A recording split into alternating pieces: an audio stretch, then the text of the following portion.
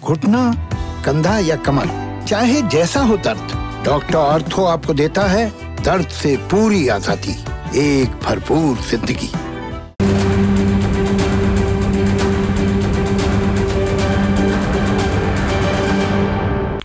नमस्कार, मैं हूं संदीप चौधरी। आज सबसे बड़ा सवाल में हम बात करेंगे देश के अन्नदाता की, किसानों की, जो 7 महीने होने को हैं। इस 26 तारीख को 7 महीने पूरे हो जाएंगे, आंदोलित हैं इस मांग को लेकर कि सरकार तीनों कानून निरस्त करे, रद्द करे। जिन कानूनों के बारे में सरकार कहती है ये किसानों के हित में है, किसानों की आय दोगुनी होगी, किसानों को अच्छी कीमत मिलेगी उनकी फसलों की। साथ ही साथ जब कीमत की बात आती है, किसान मांग कर रहे हैं कि न्यूनतम समर्थन मूल्य जो एमएसपी है, इसे कानूनी जामा पहनाया जाए।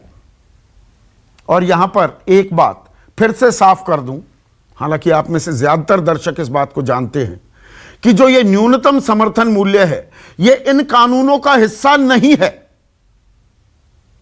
न्यूनतम समर्थन मूल्य इन कानूनों का हिस्सा नहीं है, ये एक अलग से मांग है। अब आज बात क्यों हो रही है?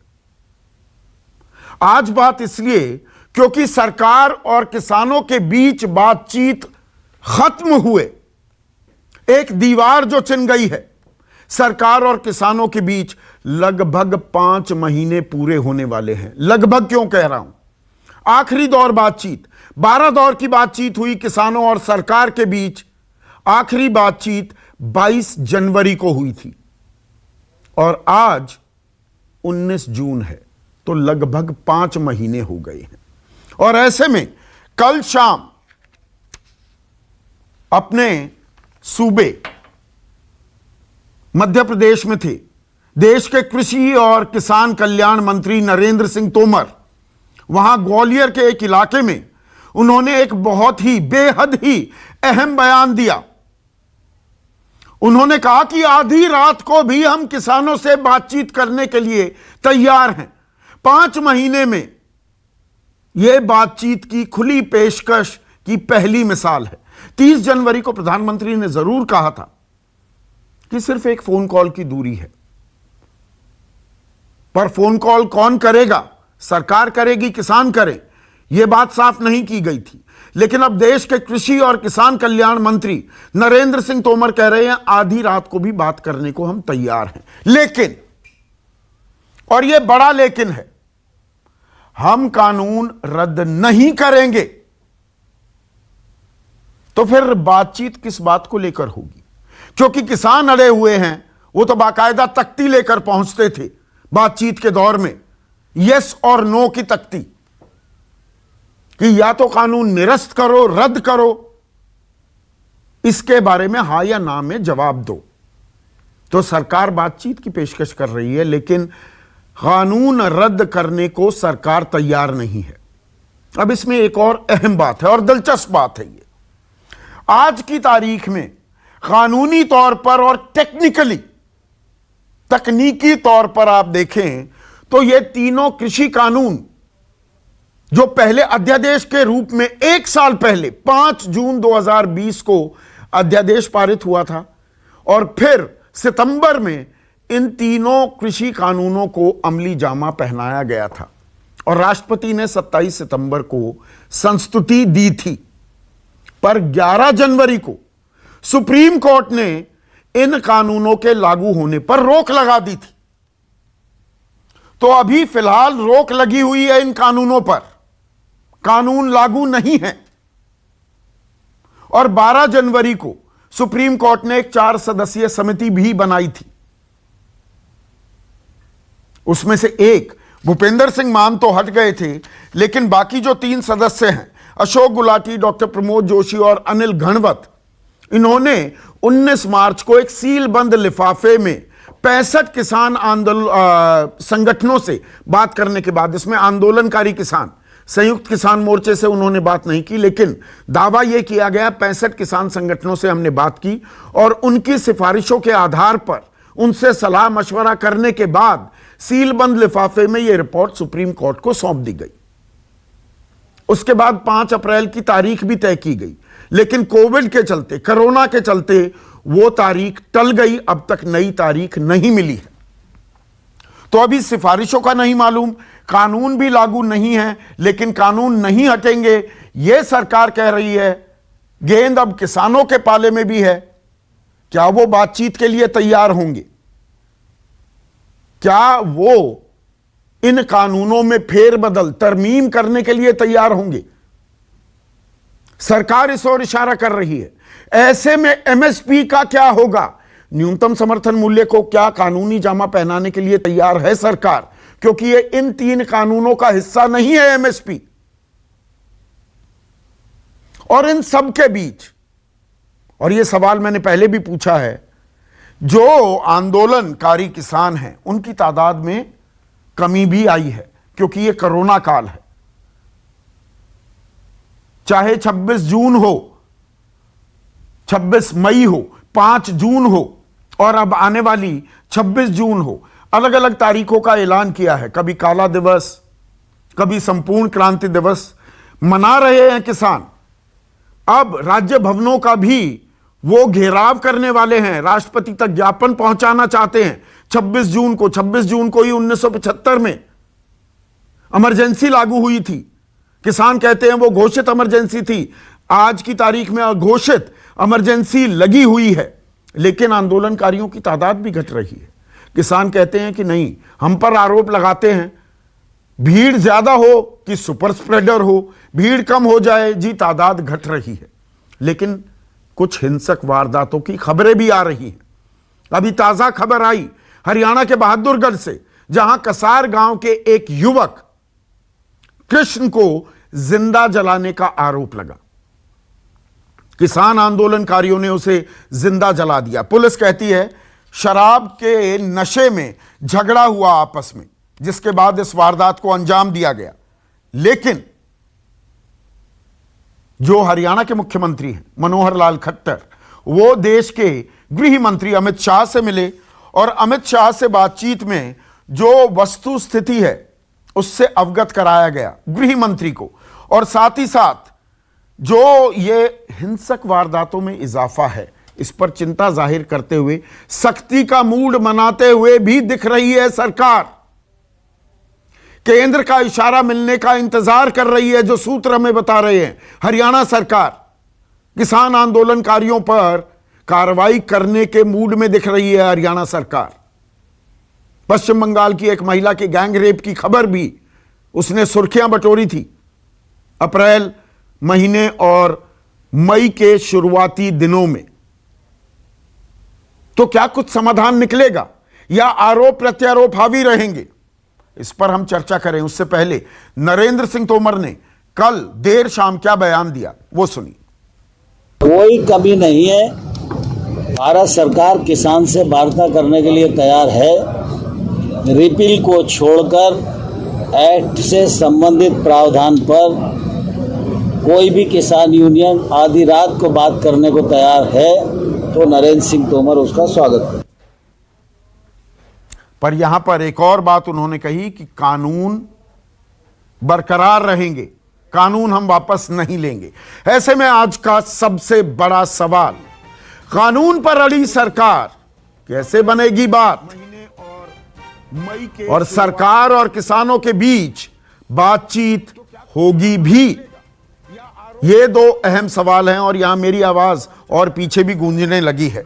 लेकिन सबसे पहले परिचय करा दूं, आज मेरे साथ इस आंदोलन के सबसे बड़े चेहरा राकेश टिकैत हैं।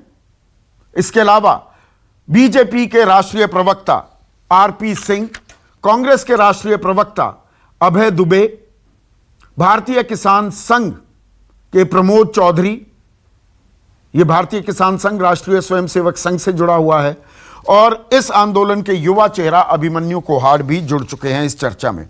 लेकिन सबसे पहले राकेश टिकैत को स्क्रीन पर लाइए। तो राकेश टिकैत 5 महीने बाद साफ कह रहे हैं कृषि मंत्री, आधी रात को भी हम बात करने को तैयार हैं। तो क्या बातचीत की प्रक्रिया फिर शुरू होगी?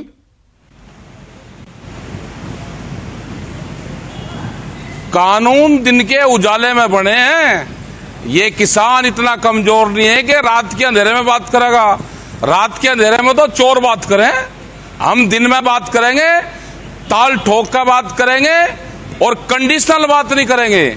मतलब इतना कमजोर है क्या देश का किसान कि कंडीशन लगाओगे जब किसान बात करने आएगा? इनके 100 बार दिमाग में घुसती होगी बात, ये दिन में बात करें, ठीक है, और बगैर कंडीशन के बात करें तो किसान ये बात करेगा। नहीं तो ये आने वाले 3 साल भी कहते रहेंगे तो किसान इनसे 3 साल बात नहीं करेगा। इनका इलाज हमने ढूंढ लिया, सरकार का इलाज करेंगे, इनके मर्ज का पता चल गया, इन पे दवाई कौन सी काम करेगी उसका पता चल गया, इनका इलाज लंबा चलेगा। नहीं, जब सरकार तो कहती है, आप कह रहे हैं कि कोई चोरी थोड़ा कर रहे हैं, इन पे कौन सी रात को हम बात करें। देखिए, जब सरकार ये कहती है या केंद्रीय मंत्री, कृषि मंत्री राकेश ये कह रहे हैं हम आधी रात को भी बात करने को तैयार है, मतलब वो बातचीत को तैयार है, इसमें कोई ऐसी चोरी चकारी की बात नहीं है। वो कह रहे हैं हम आधी रात में भी बात करने को तैयार है। तो आप बात करने को तैयार हैं क्या? सवाल यहां पर यह है। हम ये कह रहे हैं कि हम बगैर कंडीशन के बात करेंगे, कंडीशनल बात नहीं करेंगे। देश का किसान कमजोर नहीं है, देश का किसान कोई कमजोर नहीं है, हमारी कोई मजबूरी नहीं है। हम आंदोलन पर बैठे, आंदोलन जारी रहेगा, पूरे देश में आंदोलन होंगे, आप पूरे देश में आंदोलन लगा रही है सरकार, आप भी तो कंडीशन लगा रहे हैं, नागरिक लेकर चले जाते हैं कि या तो हाँ बताओ या ना बताओ। आप भी तो कंडीशन लगा रहे हैं कि बातचीत तभी होगी जब ये कानून आप निरस्त और रद्द कर दो। तो सरकार भी तो कुछ कंडीशन लगाएगी, संसद ने पास किए हैं कानून। आप तो संसद में ही खत्म होंगे ना, ये उसी में ही खत्म होंगे, जैसे पास कर रहे हैं ऐसे ही खत्म होंगे। लेकिन कंडीशनल किसान बात कर ले, लेकिन कानून वापसी नहीं होंगे। ओहो, बहुत बड़े ताकतवर हो गए भाई, इसका मतलब ज्यादा ताकत मिलेगी इनको, इनकी ताकत कम करनी पड़ेगी। बैठे इनके गांव के लोग तैयार बैठे, इन्हें कह रहे गांव में भेजो। आप सरकार को चुनौती दे रहे हैं कि धमकी दे रहे हैं?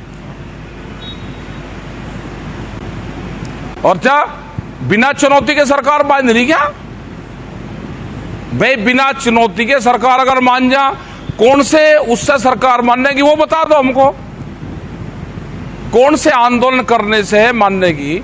जब देश आजाद हुआ उससे पहले आंदोलन होते थे, देश आजाद हो गया तो उसमें संविधान में राइट्स मिले, हमको कानून में मिले कि आप अपना धरना प्रदर्शन करो, 2 आदमी भी बैठेंगे तो सरकार बात सुनेगी, आप लिखित में दोगे तो सरकार उसके बाद में भी काम करेगी। तो इसका मतलब देश में सरकारें नहीं है, कंपनी चला रही है सरकार को। अगर देश में किसी पार्टी की सरकार होती तो वह जरूर बात करती, यहां तो किसी पार्टी की सरकार ही नहीं है। सरकार तो इससे पहले भी आई है, अंग्रेजी हुकूमत में भी बातचीत होती थी, उनको अगर फांसी भी देनी थी तो बातचीत करके देते थे फांसी भी।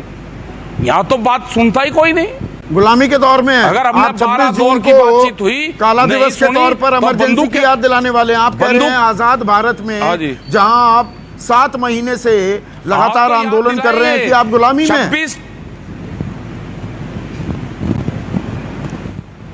गुलामी में तो है, देश को तो अभी पता चला कि एक घोषित इमरजेंसी है, देश का किसान और जनता गुलामी में है। बंदूक के दम पे ये राज करना चाहते हैं, वो नहीं होगा। बंदूक की ताकत पे, सारे थाने और पुलिस की ताकत पे ये राज करना चाहते हैं, वो नहीं होगा। देश का किसान, नौजवान, महिलाएं, आदिवासी सब जाग चुके हैं, इनको उनकी बात सुननी पड़ेगी। तो ये शांतिपूर्ण तरीके का आंदोलन है। राकेश, कानून लागू कहां है? 11 जनवरी से सुप्रीम कोर्ट ने लागू होने पर रोक लगा रखी है। जब आपकी बातचीत हो रही थी, सरकार कह रही थी 1.5 साल तक हम कानून स्थगित करने को तैयार हैं। हम हर मुद्दे पर, हर पॉइंट पर इन कानूनों के जहां जहां आपको दिक्कत है वहां बातचीत करने को तैयार है। कानून तो अभी लागू नहीं है ना, आप बातचीत कीजिए उन पर।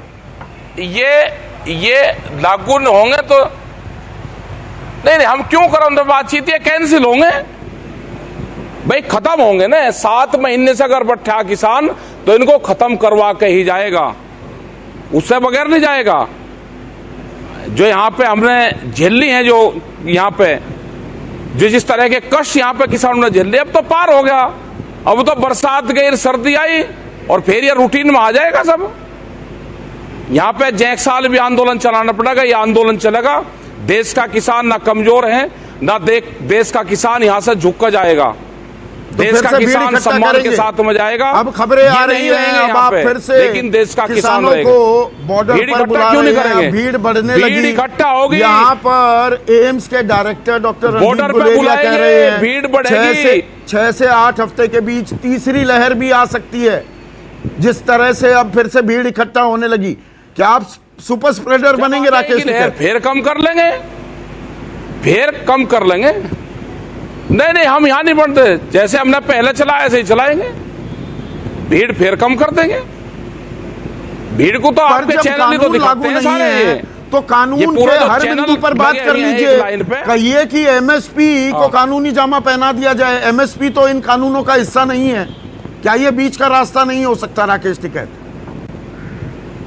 ये कहां बात कर रहे? ये एमएसपी पे कहां बात कर रहे? ये तो पहले कानून पर बात होगी, उसके बाद एमएसपी पे बात होगी। तो अभी खरीफ फसलों का एमएसपी बढ़ाया तो है सरकार के अंदर की है सारी। ये मकान के बाहर खरीद कौन करेगा उसकी? मतलब एमएसपी बढ़ा दिया, खरीद करोगे नहीं, बाजार सस्ते में लुटेगा किसान को।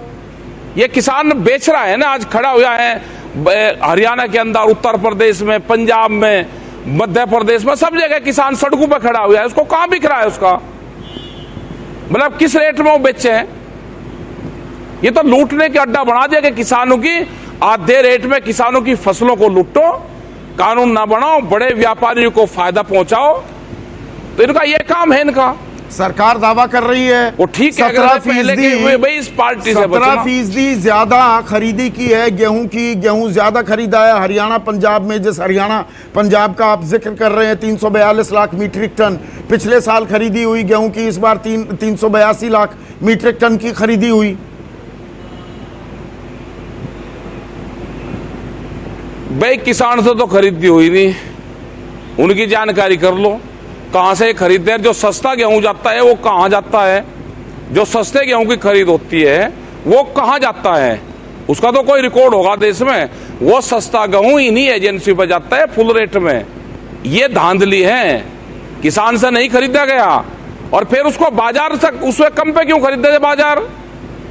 अगर ये कानून बन जाएगा कि एमएसपी से कम पे खरीद नहीं होगी तो बाजार भी सस्ता नहीं खरीदते, वो उसी लेवल पर खरीद करेगा उसको। तो वही तो मैं आपसे किसी को व्यापार करना है, कानून आप जो हमारा रेट है उस पर खरीदे, नहीं इसको व्यापार करना। एमएसपी को कानूनी जामा पहना दिया जाए तो ये बीच का रास्ता हो सकता है क्या? और कानून पर उसके हर बिंदु पर आप चर्चा कर लीजिए। ये इन्होंने साफ मने कर दिया। उन्होंने कहा कि पहले कानून पर बात करेंगे, एमएसपी पे बाद में बात करेंगे। वो तो साफ कर चुके हैं। इन्होंने कहा कि एमएसपी पे बात ही नहीं करनी हमको, ये सारी पे बात करेंगे, भारत सरकार बात करेगी, करनी पड़ेगी इनको बात। तो ये बात तो है नहीं, पट्टा दिखेगा। मुझे ये बताइए राकेश, कोई 700 साल तक यही राज करेंगे। राकेश टिकैत, कुछ दिनों पहले बहादुरगढ़ में कसार गांव का एक युवक, उसे जिंदा जला दिया जाता है। आरोप लगता है किसान आंदोलनकारियों पर, हाँ, आपके आंदोलन पर। पहले गैंगरेप का भी आरोप लगा पश्चिम बंगाल की एक महिला पर। ये लगाने का काम करते हैं। 7 महीने आंदोलन चलेगा, ये आरोप लगेंगे, ये आरोप लगते हैं। ये आंदोलन कमजोर होता है कि नहीं होता है? हमने ये कहा है कि आरोप लगाने का तो इनका काम है। कोई वहां पे घटना हुई महिला के साथ में, हम उसके परिवार के साथ में खड़े हुए, रिपोर्ट दर्ज करवाई, उसमें गिरफ्तार हुए, कानून अपना काम करेगा। ये भी जो घटना हुई उसके 4 वीडियो हैं। एक वीडियो में आंख मीच के उससे पूछा जा रहा है, उसकी आंख बंद है कि तेल किसने डाला? उसने डाला, हाँ। उसने ही माचिस लगाई, हाँ। उससे हुंगारे भरवा रहे। एक में उसने कहा कि मैं खुद पेट्रोल लाया, खुद में आग लगाई और मैं घर से तंग था, तो वो वीडियो भी दिखा रहे हैं उसमें। उसकी जांच हो जाए। पर ये आंदोलन और जब स्थल किसी पर हुआ स्टेट ना, का मुख्यमंत्री, ये आंदोलन स्थल पर हुआ राकेश, तो आप लोगों की, ऐसे आप चौका नेता हैं, काम- आपकी जिम्मेदारी बनती है कि नहीं बनती है? आंदोलन स्थल ये फैला पड़ा है 40 किलोमीटर में। यहां पे पहले भी कह रखा, कोई भी गलत काम होगा वो उसकी जिम्मेदारी होगी व्यक्तिगत। किसी ने काम करा है तो देश में कानून है ना, देश में संविधान है, देश में कानून है, पुलिस है, ये क्या कर रही, फिर अपना काम करेगी। तो सरकार अब सख्ती के मूड में दिख तो रही है। हत्या करी, मनोहर लाल खट्टर देश के गृह मंत्री अमित शाह से मिले हैं, सरकार सख्ती के मूड में भी दिख रही है। मनोहर लाल खट्टर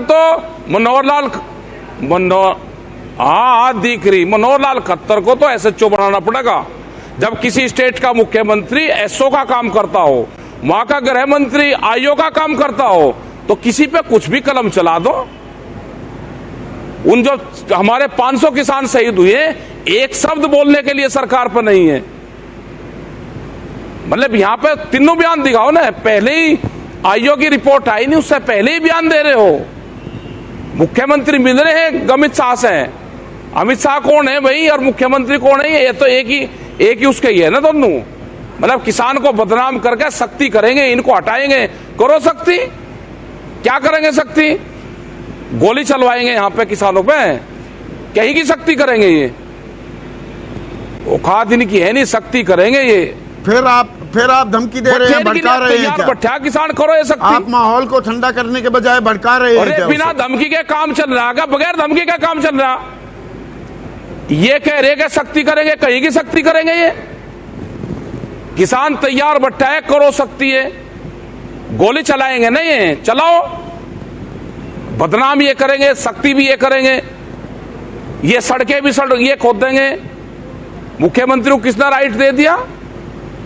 हम दिल्ली जा रहे थे आंदोलन करने, सड़कें खुदवा दी एनएच के, मुख्यमंत्री के खिलाफ तो मुकदमा होना चाहिए। कानून व्यवस्था भी है, शांति कायम रखना वो मुख्यमंत्री की भी जिम्मेदारी है, केंद्रीय गृह मंत्री की भी जिम्मेदारी है। हाँ, तो शांति है, पूर्ण रूप से शांति है। कोई यहां पर नहीं हुआ, जिसने अगर गलत काम करा है वो जेल जाएगा, उस पर काम करो। पूरे किसान आंदोलन पर क्यों चिट्ठाकशी कर रहे हो? जिसने काम करा जाएगा वो जेल। तो आप जब तक केंद्र सरकार ये नहीं कहती कि तीनों कानून हम वापस ले रहे हैं, आप बातचीत की मेज पर नहीं जाएंगे? हमने ये कहा कि बाहर क्यों कहते हो, अंदर कमरे में क्या बात होनी है, अंदर हो जाएगी बात। लाइव टेलीकास्ट दिखाओ उसको। मतलब बाहर कंडीशनल, बाहर बात करके कंडीशन लगा कर अंदर लेकर जाओगे क्या आप? हमने कहा कि जो भी बात होगी वो अंदर कमरे में बात होगी, कमरे की बात बाहर नहीं आनी चाहिए। आप पहले ही कंडीशन लिख के जाओगे, जब बात करेंगे हम। बड़े ताकतवर हो ना, बहुत जनता ने सीट आपको दे दी तो ताकत आ गई ना आप में ज्यादा। देख रही है जनता, पूरे देश में जाएंगे हम। जो बंगाल में इलाज करा वो इलाज सब जगह होगा। दवाई का पता चलेगा अब जनता को आपकी, कि आपको कौन सा डोज देना है, कौन सी दवाई से आपकी बीमारी ठीक होगी, आपका इलाज होगा, बढ़िया पक्का इलाज होगा। इलाज में लगेंगे तो 3 साल, लेकिन बढ़िया इलाज हो जाएगा। दवाई आपकी गांव में ढूंढ ली कि कौन सी दवाई से आपको आराम होता है। राजनीतिक नुकसान की तो ये किसान आंदोलन कैसे रह गया? ये राजनीतिक आंदोलन हो गया। राकेश टिकैत आज किसान नेता नहीं है, एक राजनीतिक इंसान, एक शख्स बन गए हैं। जब नहीं, राजनीति कहां कर रहे हम? हमने राजनीति कहां करी? हमने तो दवाई की बात करी कि इनको कौन सी चीज से आराम भी लगा, वो इनकी दवाई गांव वालों ने ढूंढ ली।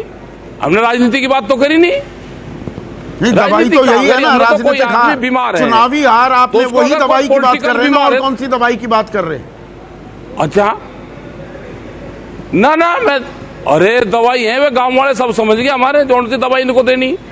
भाई किसी आदमी को कौन सी दवाई देनी, कोई बताएगा थोड़ा दवाई देनी पड़ेगी? हमें पता कि इनका 3 साल में इलाज होगा, लंबा इलाज चलेगा इनका, क्योंकि मानसिक बीमारी है ना, रोग जो है इनका मानसिक है।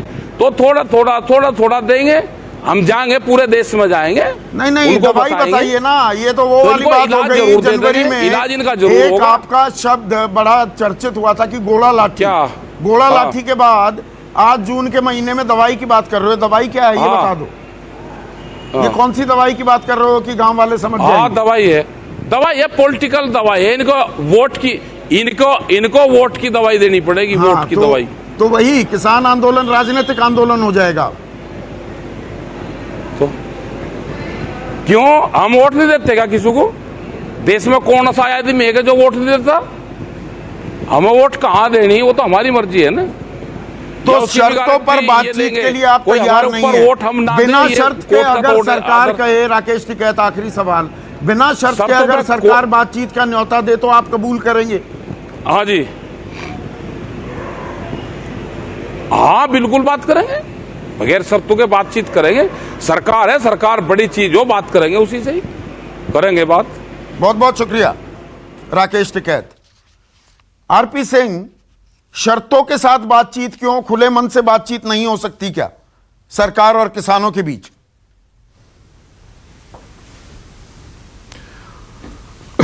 संदीप भाई नमस्कार। टिकैत साहब हैं या चले गए? नहीं, वो चले गए। देर या नहीं, वो गए, कट ऑफ हो गए। वो आपने अभी टिकैत साहब से जितनी बातचीत करी, आपको उनके कंडक्ट, बिहेवियर, बातचीत के व्यवहार से क्या लग रहा है? वो लग रहा है कि बातचीत करने के मन में है या राजनीति करने के मन में है? वो अगर खुद ही पुलिस हैं, खुद ही वकील हैं और खुद ही जज भी हैं हर चीज़ के, वो तय करते हैं कि मैंने जो करना है ठीक है, बाकी सब गलत हैं, तो चलने दीजिए, आंदोलन करें, आंदोलन हम कब रोक रहे हैं?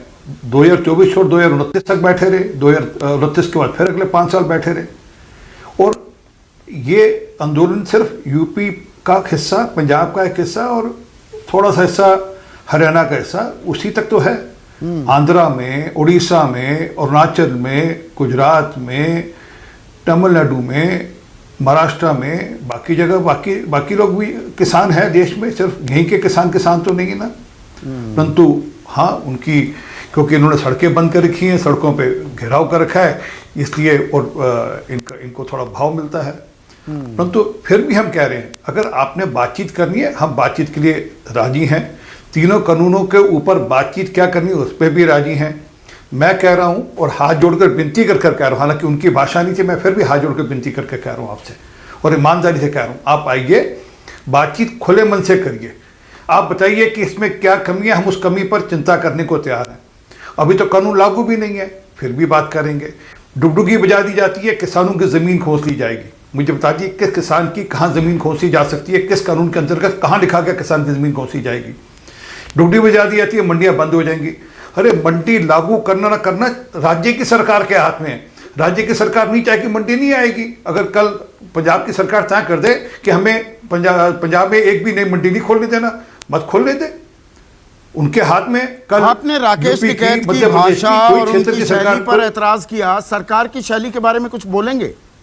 सरकार भी तो यहाँ पर शर्तें लगा रही है, नहीं कानून वापस नहीं लेंगे, बातचीत कर लेंगे। बातचीत तो पिछले 5 महीने से नहीं हुई है। ये बातचीत का माहौल लग रहा है। जिम्मेदारी, प्राथमिक जिम्मेदारी किसकी होती है? वो किसान आप कह रहे हैं पंजाब, हरियाणा, पश्चिमी उत्तर प्रदेश के ही हैं। मैं कह रहा हूं 1000 लोगों को कोई दिक्कत है, उनकी सुनवाई कौन करेगा? सरकार की जिम्मेदारी होती है या किसी और की? सुनवाई करी ना संदीप। मैं अभी वो मैं उस पर भी आ रहा हूं। अगर आपको याद हो, अभी वो कह रहे थे गोली मार दें, क्यों नहीं गोली मार देते? मैं तो बता रहा हूं, कह रहे गोली मार दें। याद है क्या शब्द बोले थे 23 या 24-25 जनवरी को? बक्कल उखाड़ लेंगे, हम बक्कल उखाड़ लेंगे सबके सब। और जब वहां पर जाकर पुलिस वालों को लाल किले से नीचे फेंका, ट्रैक्टर चला कर नीचे फेंका, एक भी पुलिस वाले ने कोई वापस रिटेलिएशन नहीं किया, संयम बरता। फिर क्या आता है कि पुलिस ने गोली क्यों नहीं मारती उनको? पुलिस गोली क्यों नहीं चलाती उन पर? सर ये तो चाहते हैं कि ये हो, कि दंगा हो, फसाद हो, कत्लेआम हो। अच्छा, दंगा फसाद कत्लेआम चाहते हैं ये, इसी प्रकार सब चलता रहा पहले। हाँ, मैं तो कह रहा हूं, क्योंकि उनकी भाषा सुनने गोली को नहीं मार देंगे। अरे कौन गोली मारने की बात कर रहा है? पर ये भड़काने के लिए कहीं गोली कर। मैं तो उदाहरण दे रहा हूं, आप याद करो 27 जनवरी का मैं आपको रिकॉर्ड भेज दूंगा, इनका वीडियो भेजूंगा कि पुलिस ने गोली क्यों नहीं मार दी उनको, जो मेरे पास। अरे आप पुलिस को गिरा कर मार रहे थे, उस पर गोली, फिर आप भड़का रहे थे बक्कर उखाड़ लेंगे, हम तो दिल्ली में जाएंगे, इनके सब बयान भेज दूंगा मैं। फिर कहते हैं हमारा उसके साथ कुछ लेना देना नहीं। अरे वो आपके यहाँ बैठते थे, आपके यहाँ खाते पीते थे, सब कुछ थे। और अफसोस पता क्या है, उन्होंने नहीं की ना बात, जो अभी कल परसों वहां पे हत्या हुई है उस बारे में बात नहीं की। मैं एक उदाहरण देता हूं, आप समझने के बाद को 23 जनवरी तारीख बता रहा हूं। रवनीत बिट्टू, एक मिनट संदीप भाई एक मिनट, ये बात पूरी होने देना जरूरी है, क्योंकि इसमें कांग्रेस के प्रवक्ता है, वो भी इस पर रोशनी डालेंगे। 23 जनवरी को रवनीत बिट्टू कांग्रेस के सांसद, उनके साथ औजला जी कांग्रेस के दूसरे सांसद और जीरा जी उनके विधायक जाते हैं। वहां पर जान बच्ची बड़ी मुश्किल से उनकी गर्दन कट गई होती उस दिन। अगर एक पत्रकार, मैं सच में आभारी हूं उस पत्रकार का कि उसने हमारे सांसद की जान बचा दी, उससे धक्का मारा तो ये बच गए। 23 जनवरी, आप वीडियो देख लो, मंगवा लो, सब स्पष्ट हो जाएगा। और बिट्टू जी ने आकर क्या कहा था वहां से कि सबके सब खालिस्तानी वहां घेर कर बैठे हैं। हम उस इशू में खालिस्तानियों से बात करने को, आधी रात को बात करने को तैयार क्यों है नरेंद्र सिंह तोमर? मैं थोड़ा कंफ्यूज हूं। मैंने नहीं कहा खालिस्तानी है, आतंकवादी है, हिंसक लोग हैं, भड़काऊ भाषण दे रहे हैं, गोली चलाने के लिए उकसा रहे हैं, तो सरकार आधी रात को बात करने को तैयार क्यों? शक डालने की कोशिश कर रहे हैं आप, मेरे मुंह में शक डालने को कोशिश कर रहे हैं। मैंने नहीं कहा ये, मैंने नहीं कहा। मैंने रवनीत बिट्टू का हवाला, आप चाहो तो वीडियो भेज दूंगा, रवनीत बिट्टू का हवाला देकर कहा मैंने रवनीत बिट्टू का हवाला देखा। मैं तो बीजेपी कांग्रेस मत करिए, सरकार और किसानों की बात हो रही है, जान बची। मैं बीजेपी कांग्रेस की समस्या नहीं है, हाँ, मैं मुद्दे पर रहते हैं। नहीं, बात बीजेपी कांग्रेस की बात नहीं है, मैं हालात बता रहा हूं। सॉरी, मैं अच्छा आपको अन्यथा मत ले, मैं वहां पे जमीन के हालात बता रहा हूं। वहां पर एक लड़की के साथ रेप होता है, उसकी हत्या, उसकी डेथ हो जाती है, उसकी जानकारी होती है इनके नेताओं को। वो जब तक नहीं बोलते, जब तक उसके पिता आकर यहाँ आकर कंप्लेंट नहीं दर्ज करते।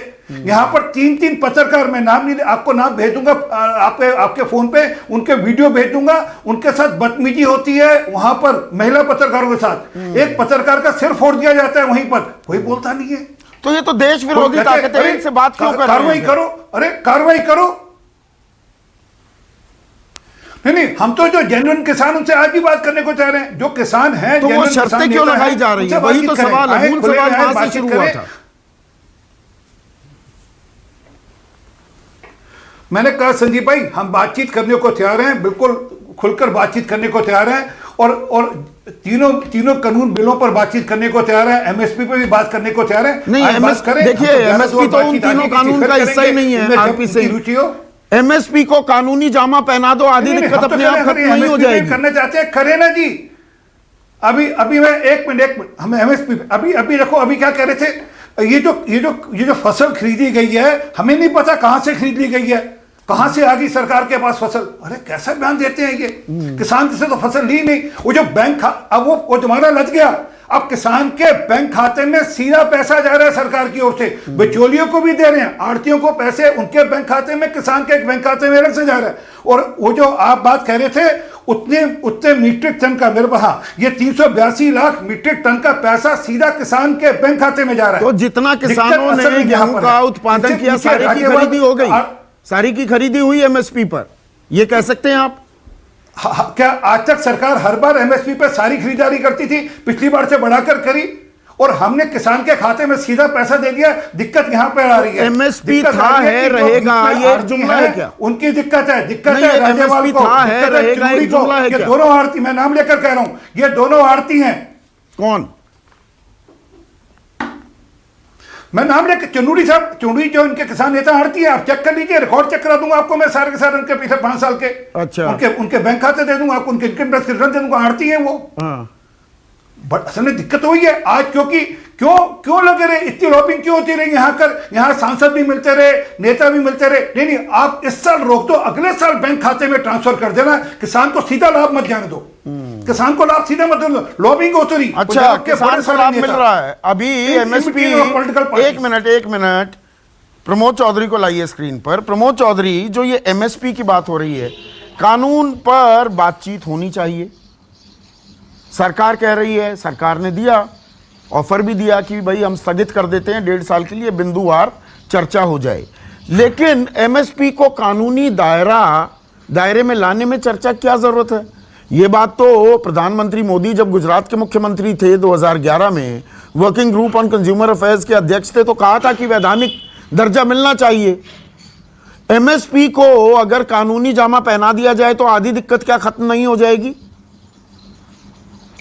संदीप जी, आप स्वयं बहुत बड़े जानकार हैं। और पूरे इसके बारे में आपको बहुत जानकारी है, मैं अच्छे से जानता हूं। और वास्तव में ये जो आंदोलन चल रहा है, प्रजातंत्र में पूरा अधिकार है, अपनी बात रखने का, विरोध करने का भी अधिकार है, लेकिन किस बात का यह आंदोलन हो किस बात का रहा है? आप जानते हैं इस बात को कि अब अभी तो कोई कायदा एप्लीकेबल ही नहीं है, कोई हुआ ही नहीं है। और ये आंदोलन किस बात का? अगर ये राजनीतिक रोक तो है, कानून तो है ना। देखिए प्रमोद भाई, ये बात सब समझते हैं, कानून तो है ना। अच्छा, अभी उसके लागू होने पर ही तो रोक है, वो कभी भी हट सकती है, कल भी हट सकती है।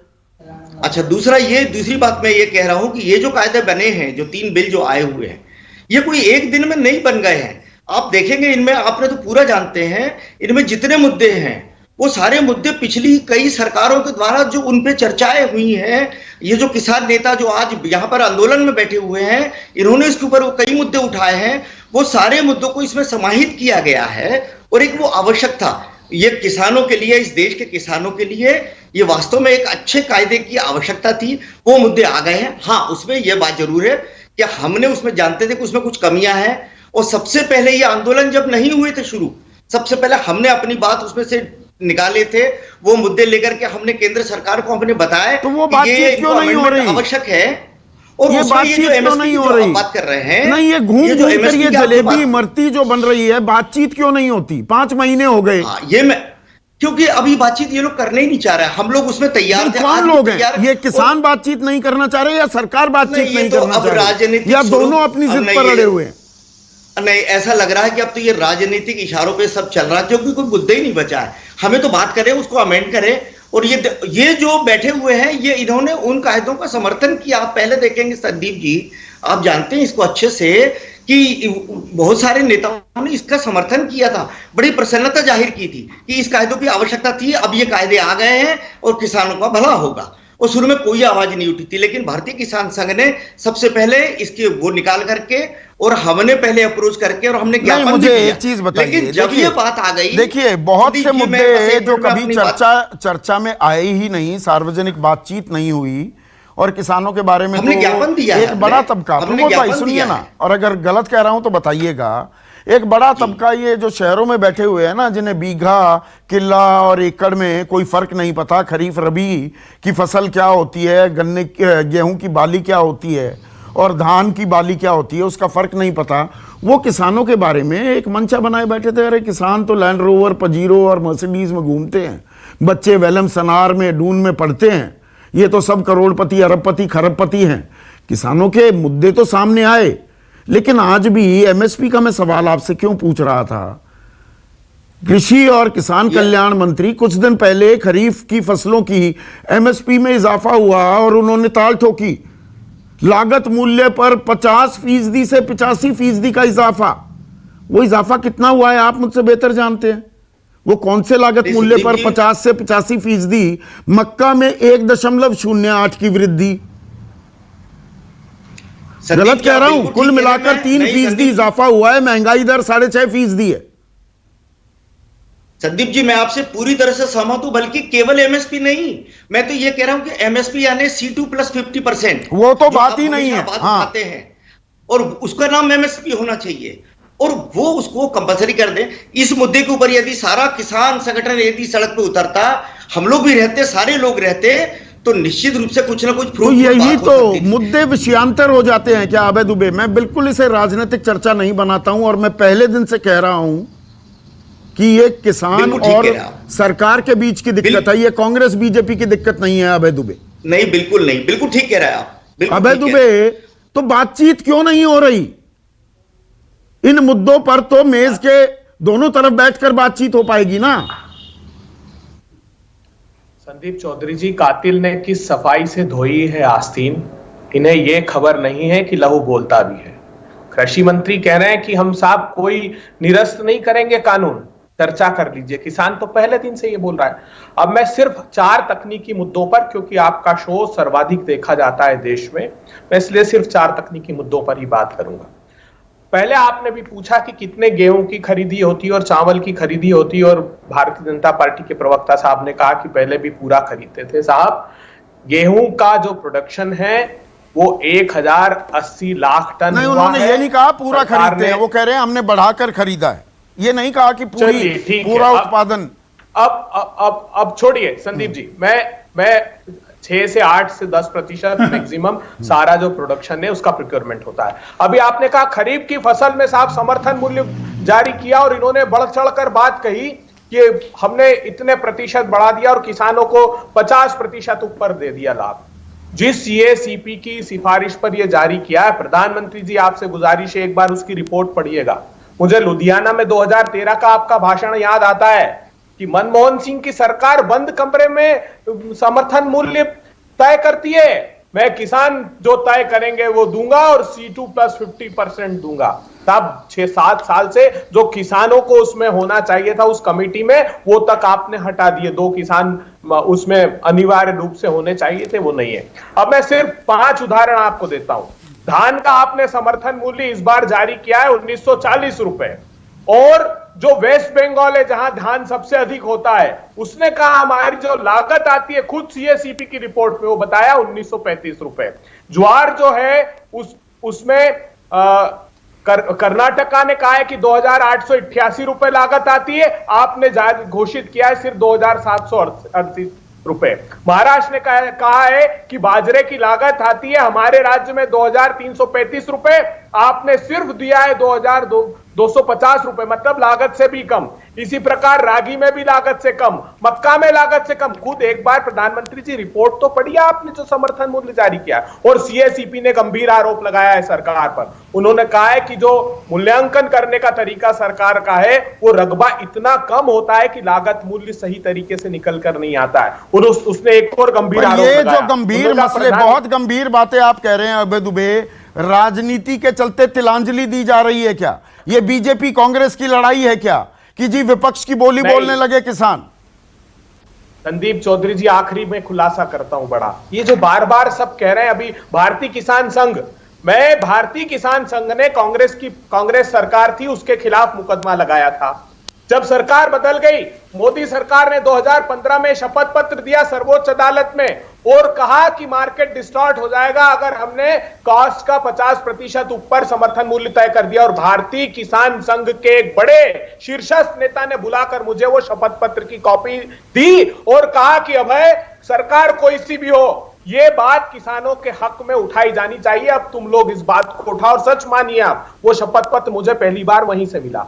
अब मैं ये बताना चाहता हूं, सिर्फ जो 7 मुद्दे इस कानून में हैं, establishment of private market, direct wholesale purchase of agriculture produce, contract farming, provision of e tendering, single point levy market, unified single trading licence, सब तो लागू है प्रधानमंत्री जी। सारी राज्य सरकारों ने लागू कर रखा है। सिर्फ एक जिसके कारण आपने ये षड्यंत्र किया है, एसेंशियल कमोडिटी एक्ट का संशोधन, जिसमें असीमित मात्रा में फ्रूट प्रोसेसर्स को जमाखोरी की अनुमति। तो ये तमाम बातें 2007 से आप लोगों ने भी ये सिफारिशें की हैं, बाकायदा नाम लेकर सभी का नाम बताऊं यहां पर, क्योंकि मैं कई बार बता चुका हूं। अरे वही बता रहा हूं संदीप चौधरी जी, ये इंप्लीमेंटेड है 2003 अरे नहीं, एसेंशियल कमोडिटीज एक्ट की जो आप बात कर रहे हैं, कारोबारियों के हवाले हो गई, दोस्ती यारी निभा रही है सरकार, आप क्या कर रहे थे? आपका रिश्ता क्या था? हमने इंप्लीमेंट नहीं की, लाख सिफारिशें हो लेकिन अंततः इंप्लीमेंट नहीं की। और सुप्रीम कोर्ट का शपथ पत्र पढ़ लीजिए मोदी सरकार का, उसने कहा है कि आजाद भारत के इतिहास में सबसे भला किसानों का किसी ने किया है तो जनवरी 2014 तक जो तो एमएसपी तो तब भी कानूनी जामा नहीं पहनाया गया था, 1967 में आया था। बात यह है, अभिमन्यु कुहाड़ अब स्क्रीन पर, अभिमन्यु कुहाड़, बातचीत होगी भी क्या? बातचीत के बिना हम दम ठोकते हैं, ताल ठोकते हैं। हम दुनिया के सबसे बड़े लोकतंत्र हैं और लोकतांत्रिक तरीका, सभ्य तरीका क्या होता है? बातचीत से हल निकले। बातचीत होती भी दिख रही है आपको सरकार और आप लोगों के बीच? संदीप जी, हम एक बात बिल्कुल स्पष्ट कर देना चाहते हैं, शर्तों के आधार पे कोई बातचीत नहीं होगी। ये सरकार एक बार कहलवा ले या 1 लाख बार कहलवा ले, ये तो वही बात हो गई ना। बच्चा कोई स्टूडेंट एग्जाम देने से पहले ये शर्त रख दे कि टीचर जब एग्जाम में मुझे पास करेगा जब ही एग्जाम देगा, वो अन्यथा वो एग्जाम ही नहीं देगा। तो सरकार आज इम्तिहान देने के लिए खड़ी है, जनता आज किसान आज सरकार का इम्तिहान ले रहे हैं। तो शर्तों के आधार पे कोई बातचीत बिल्कुल भी नहीं होगी। और हम जो कह रहे हैं कि कानून रद्द होने चाहिए, उसके पीछे बहुत स्ट्रांग लॉजिक है। सबसे पहली बात यह है कि 11 दौर की बैठकों में हमने इतनी सारी खामियां गिनवाई इन कानूनों में, और सरकार ने कहा भाई 37 चीजों पे वो संशोधन करने के लिए तैयार है। संदीप जी, कोई कानून 6 महीने पहले बने और सरकार कहते 6 महीने बाद हम संशोधन करने को तैयार हैं, इसका मतलब कानून बिल्कुल पूरे तरीके से गलत है और कानून रद्द होने चाहिए। अब इसमें एक चीज और देखिए आप, जो एमएसपी गारंटी की मांग है और तीनों कानून वापस लेने की मांग है, ये दोनों इंटरकनेक्टेड मांग है।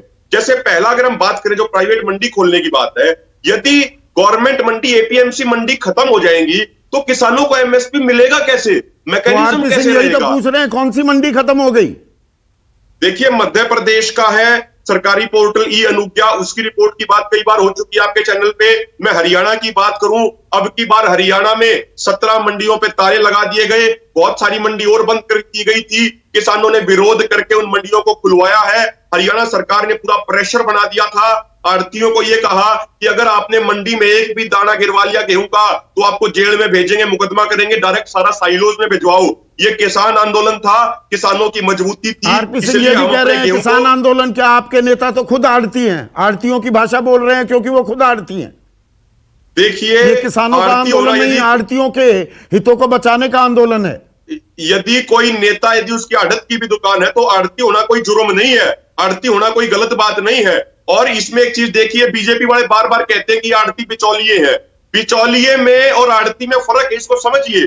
बिचौलिया वो होता है जो कोई सामान हमसे 500 रुपए का ले और आगे 1000 रुपए में बेच दे, वो हुआ बिचौलिया। आड़ती क्या है? आड़ती एक सर्विस प्रोवाइडर है, उसने गेहूं लिया, उसकी साफ सफाई की, उसको बोरी में पैक किया, आगे उसको गोदाम में भेज दिया, 2.5% उसने कमीशन लिया। वो कमीशन किसानों से नहीं लिया, वो कमीशन सरकार से लिया, वो सर्विस प्रोवाइडर है। और एक और बात इसमें मैं संदीप जी कहना चाहता हूं कि बीजेपी वाले बार बार कहते थे कि कानून बनाने से पहले किसानों से चर्चा हुई, 93 लाख किसानों से चर्चा हुई, वो 93 लाख किसानों की लिस्ट आज तक नहीं दे पाए। ये किसानों के लिए कानून बनाते हैं और किसानों से बात नहीं करते। और अंतिम बात संदीप जी, जो भी बहादुरगढ़ वाली घटना है, ये कसार गांव की, इसी तरह की कई घटनाएं हुई जिससे किसानों का कोई लेना देना नहीं और किसानों को जानबूझ के बदनाम किया जा रहा है। मैं आपको कसार घटना के बारे में तो बातें बताता हूं, मुख्य बातें। पहली बात यह है कि वहां पे 16 तारीख को रात को 9:05 पे जो वहां पे बुजुर्ग माताएं बहनी थे किसान आंदोलन में, उन्होंने शोर मचाया कि भाई किसी ने आग लगा ली है। हमारे कुछ नौजवान साथी, किसान साथी वहां कंबल लेके गए, उसकी आग बुझाई और वहां पे उससे एक वीडियो बनाई वहां पे। और उस वीडियो में वो खुद ये बात कह रहा है कि वो अपने घर से बहुत परेशान है, वो अपनी पत्नी से बहुत परेशान है, और बार बार ये कह रहा था कि उसे बचाया क्यों। और आज तो सबसे मुख्य बात है, उस दिन अगले दिन बीजेपी के एक पूर्व विधायक बहादुरगढ़ के वहां पे आते हैं भीड़ को लेके और वो उकसाते हैं, लोगों को भड़काते हैं कि किसानों की झोपड़ियों में आग लगा दो। हम मांग करते हैं प्रशासन से ऐसी भड़कावे वाली बात कहने वाले बीजेपी के पूर्व विधायक के आरोप प्रत्यारोप का खेल हो गया है। क्या मेरे पास 1 मिनट का वक्त बचा है? 1 मिनट। आरपी सिंह, आप हंस रहे थे, हंसने की बात क्या थी? 1 मिनट है बस मेरे पास। नहीं, वो कमाल है, वो आड़ती और बिचौलिए में फर्क बता रहे हैं आपको। अच्छा। वो बता रहे नहीं, वो बिचौलिए नहीं, आड़ती हैं। अरे वो आड़ती मना कर रहे थे कि इनको सीधा पैसा मत भेजो किसानों को। वो आड़ती आकर यहाँ सरकार से, आड़तियों ने अपने एमएलए, विधायक, एमपी भेजे थे यहाँ पर कि सरकार पे जाकर दबाव बनाओ, सीधा पैसा किसान के खाते में मत जाने दो, सीधा पैसा किसान के खाते में। सरकार, आप ये कह रहे हैं, ये पॉइंट आपने पहले भी रेज किया। आरपी सिंह, एक आखिरी चीज, ये क्योंकि हंसी वाली बात आई ना, मुझे दरअसल हंसी पता है किस बात पे आती है? आप गिनवा रहे हैं सरकार की प्राथमिकता, किसानों के बारे में आप कितने संवेदनशील हैं, डायरेक्ट बेनिफिट ट्रांसफर हो रहा है, डायरेक्ट खाते में पैसे जा रहे हैं। ये सीएसीपी का जिक्र आया और प्रमोद चौधरी इसकी तस्दीक करेंगे। सीएसीपी में कितने मेंबर होते हैं? आरपी सिंह, आप तो पत्रकार रहे हैं, 5 मेंबर्स होते हैं ना। 2 साल से सीएसीपी, अब सुनिए और गलत कह रहा हूं तो बताइएगा, सीएसीपी जो इस देश के करोड़ों किसानों की पैदावार की कीमत तय करता है, उनकी मेहनत की माकूल कीमत, तथाकथित माकूल कीमत तय करता है सीएसीपी, उसका 2 साल से पूर्णकालिक अध्यक्ष नहीं है, एक्टिंग प्रेसिडेंट है और एक और सदस्य है। कुल मिलाकर 5 सदस्य होने चाहिए। 2 सदस्यों का सीएसीपी जिसकी फुल स्ट्रेंथ होनी चाहिए, 5 सदस्य, बंद कमरों में 2 आदमी, पूर्णकालिक अध्यक्ष नहीं, वो करोड़ों किसानों की मेहनत का पैसा तैयार कर रहा है। आरपी सिंह, आरपी सिंह, आपके पास आवाज जा रही है या सवाल का जवाब नहीं देना चाह रहे? नहीं, मैं तो, अरे मैं बैठा हूं, आप ऐसा क्यों कह रहे हैं? आपने कैमरा ब्लैक हो गया, अरे भाई ब्लैक हो गया, सामने देखिए, वीडियो देखिए। नहीं, मैं नहीं ब्लैक कर सकता, मैं आपके कैमरा के सामने हूं, मैं ब्लैक नहीं कर सकता। ये काला है और सफेद का धंधा आपका है, हमारा धंधा बिल्कुल साफ है। ये आरोप देखिए, उल्टे आरोप मत लगाइएगा, फिर मैं बात बढ़ जाएगी। नहीं, मेरे पे मत आरोप लगाइए, आपका कैमरामैन सामने बैठा है, उससे काला सफेद का धंधा हमारा। मैं सवाल सीधा पूछ रहा हूं, ये बताइए, सीएसीपी जो कीमत तय करती है उसका कोई पूर्णकालिक अध्यक्ष नहीं, 5 में से 2 सदस्य हैं। पहले संदीप, पहले बड़ा स्पष्ट कर ले, मैंने नहीं किया है। आपका अच्छा, तो ठीक है, टेक्निकल दिक्कत हो गई, मैं आपके सामने बैठा हूं। बहुत अच्छी बात, क्योंकि ये आपकी बैटरी नंबर 1 में नहीं संदीप, ये आपके कैमरामैन की बैटरी गुल हो गई थी, 29 नंबर बैटरी उसने बदली है। आप कह देते हैं गुल हो गई, ये ठीक नहीं बात आपकी। आप तो मैं अपने शब्द वापस लेता हूं, आप इस अहम सवाल का जवाब दीजिए। मैं अपने शब्द वापस लेता हूं। एमएसपी, एक मिनट सुन लीजिए। पहली बात, इन्होंने कहा मंडियां कौन सी बन रही, जरा एमएसपी तय करने वाली सीएसीपी का 2 साल से कोई अध्यक्ष क्यों नहीं है? पूर्णकालिक चैनल पे झूठ 5 सदस्यों की जगह 2 सदस्य क्यों है? सवाल मेरा ये, कौन सा बीजेपी का विधायक था, उसका कोई वीडियो है? सवाल का जवाब नहीं देंगे, सवाल का जवाब नहीं देंगे, इनके पास हर चीज का वीडियो आप मेरे सवाल का जवाब देंगे आरपी सिंह? चैनल पे झूठ चलवाएंगे, मैं आप मेरे सवाल का जवाब देंगे आरपी सिंह? आप मेरे सवाल का जवाब देंगे या नहीं है जवाब? जिसका उसका कोई वीडियो है, उसके कोई मैं जो सवाल पूछ रहा हूं बिल्कुल सीधा सवाल। प्रमोद चौधरी स्क्रीन पर। प्रमोद चौधरी, ताज्जुब लगता है आपको? गलत कह रहा हूं मैं सीएसीपी के हाल के बारे में? नहीं, बिल्कुल सही कह रहे हैं। और बल्कि इस बात को हमने पार्लियामेंट में हमने कहलवाया था, एक पार्लियामेंट मेंबर को हमने क्वेश्चन दिया था, उस समय अपने तत्कालीन कृषि मंत्री माननीय श्री शरद पवार जी थे। उस समय हमने कहा था ये जो एमएसपी कैसा कैलकुलेट करते हैं, क्योंकि ये लाभकारी मूल्य नहीं है। भारतीय किसान संघ का हमेशा कहना रहा कि किसानों को लाभकारी मूल्य होना चाहिए, माने C2 + 50%। ये एमएसपी का क्या मतलब, कैसे कैलकुलेट किया है? तो उन्होंने इस बात को माना था और पार्लियामेंट में उन्होंने रिप्लाई दिया था। आज भी मेरे पास रिप्लाई है। एक बार उन्होंने ये कहा था, अब मुझे क्लोज करना है। मैं दे रहा हूं जवाब, मैं जवाब दे रहा हूं। हाँ, जवाब दीजिए। मैं जवाब दे रहा हूं, धन्यवाद।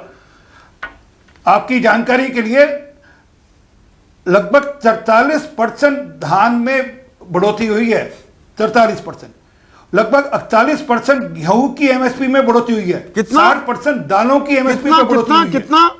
60% एवरेज। मैं 60 से लेकर आए फिगर? आपको एक साल का डेटा कहां से फिगर ले आए आरपी सिंह? मैं डेटा भेज दूंगा आपको। अरे क्या भेज देंगे, मैं बता रहा हूं ना, भेजेंगे क्या? यहाँ पर सामने भेजे में है मेरे। अरे 1868 रुपए धान की 2013-14 के बदले में अब 2013-14 से ले आए, इसके बीच में 60% बढ़ोतरी हुई है और धान की बढ़ोतरी 43%। सीएसीपी में पूर्णकालिक अध्यक्ष क्यों नहीं है? और सुनिए, एक मिनट सुनिए, अभी और सुनिए। डीएपी पे सरकार ने सब्सिडी 140% बढ़ाई है। डीएपी पे जो जरूरत पड़ती है किसान को, 700 रुपए कीमत बढ़ाई थी, फिर 1200 रुपए घटा दी। ये तमाम बातें ये हैं, सब आंकड़े हैं। ऐसा नहीं है, यहाँ आंकड़ों की कमी नहीं है कि आप मुझे भिजवाएंगे। हमारी बाकायदा बड़ी रिसर्च टीम है, पूरे दिन मेहनत करती है, यही आंकड़े निकालती है और सरकारी खातों में से आंकड़े हम निकालते हैं। आरपी सिंह, ये आप जानते हैं। वो रिसर्च टीम ये नहीं देखती, रिसर्च टीम ये भी देखा करे कि नीचे जमीन पे, मैं चाहूंगा, ये कहते हैं ना कैमरा के अंदर सारी बातचीत होनी चाहिए। मैं चैलेंज देता हूं, मैं 10 कैमरामैन दे देता हूं, वहां पे 24 घंटे कैमरा लगाने की छूट दे दें वहां पर। ये नहीं देंगे छूट। ये कहते हैं ना कैमरे में बातचीत तो दुनिया देखे। असल बात ये है, इस माहौल में, ऐसे एतबार की कमी के माहौल में क्या बातचीत हो पाएगी? और सभ्य समाज में बातचीत ही क्या रास्ता नहीं होता किसी भी, कितनी भी पेचीदा समस्या के हल का? इसके बारे में सोचिए। नमस्कार। खास जड़ी बूटियों से बना पेट सफा आयुर्वेदिक चूर्ण आज ही ले आएं। पेट सफा पहली रात से ही असर दिखाता है और इसकी आदत भी नहीं पड़ती। पेट सफा, हर रोग दफा।